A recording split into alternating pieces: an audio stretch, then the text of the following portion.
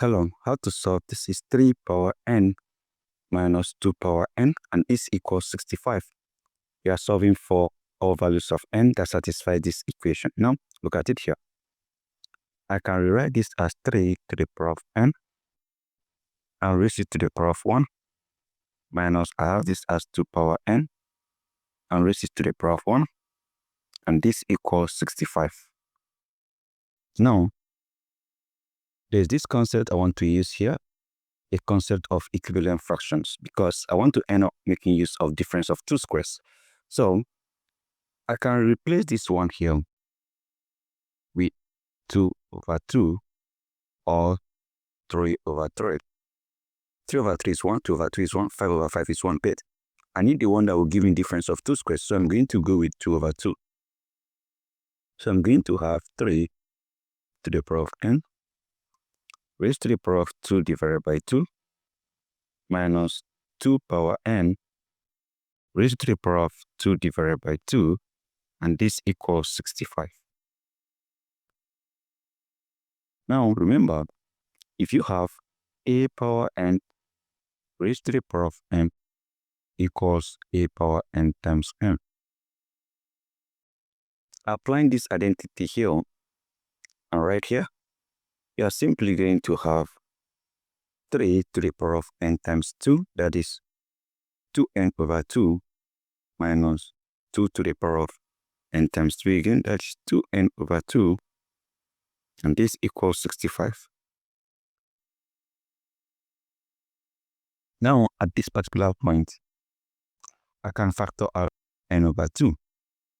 I can have something like 3 divided by n over 2 raised to the power of 2 minus 2 to the power of n over 2 raised to the power of 2, and this equals 65. How did I do this? Remember this identity? We have a power n times m. This equals a power n to the power of n, and also equals a power n to the power of n. So what I did here is that I simply express this as product of 2 times n over 2. And the same thing here as product of 2 times n over 2. So in which 2 is my n and this is my m based on this. So I then applied this identity in which the m comes inside the bracket and the n is now outside. I believe you understand it now. Okay. So from here, to simplify this, I can say let x equals 3 power n over 2 and y equals 2 power n over 2. So this will give me x power 2 minus y power 2 equals 65. Now from here, I have power 2, I have power 2, I have minus. I can apply difference of two squares. If you have a squared minus b squared, this equals a minus b times a plus b. And in this case, our a is x and b is y. So you are going to have x minus y times x plus y equals 65. Now, this is product of two numbers, so I'm going to split this into two parts. Two numbers that when once I multiply are 65, this is 13 times 5, that is 65, or 5 times 13, that is 65. Now, which of these will be 13 or which of these will be 5? How do I do it? This is all you are going to do. Consider the sign here. This is minus, this is plus. When you have plus, that means this will give you a bigger number compared to this. So you compare the bigger number to the bigger number. Right now, the bigger number here is 13. So that means you are going to equate x plus y to 13 because this is bigger than 5. And this is plus, that's why we equate it to 13 because this will give us bigger number. Then the minus, we equate it to the smaller number, which is 5. So that means our equation becomes x plus y equals 13, and also x minus y equals 5. So this becomes systems of equation, and we are going to solve it. This is our equation 1. This is our equation 2. So let's solve it using substitution method. From this first equation, I can decide to make y the subject. I have y equals 13 and move x over here minus x. This is equation 3. So I'm going to substitute this value here for y right here. So I'm going to have x minus y is 13 minus x, and this equals 5. Have you seen it? So let's multiply this out. I have x minus, this is minus 13. This is plus x, and this equals 5. So from here you have x plus x, that is 2x minus 13 equals 5. And from here, I move this negative 13 over here. I have 2x equals 5 plus 13. And this is 2x equals 5 plus 13, that is 18. So what I'm going to do is divide this by 2. Divide this by 2. This cancels this. I have x equals 18 divided by 2. That is 9. This is my x. So to solve for y, I come over to this particular equation here, which is y equals 13 minus x. That means y equals 13 minus 9. So from here, you have y equals 13 minus 9. That is 4. So therefore, you have x equals 9, y equals 4. So what we are going to do is to solve for t. Remember, we're solving for t.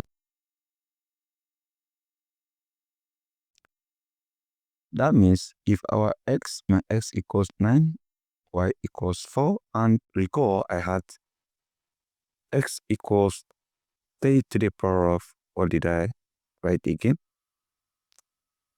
We got it here, 3 to the power of n over 2. And y equals 2 to the power of n over 2.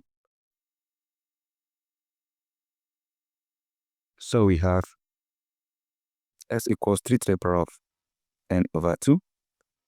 And y equals 2 to the power of n over 2. We are solving for n now. Have you seen it? So we can use either of x or y to solve for n. So let's solve for n using x. So we have x equals 9.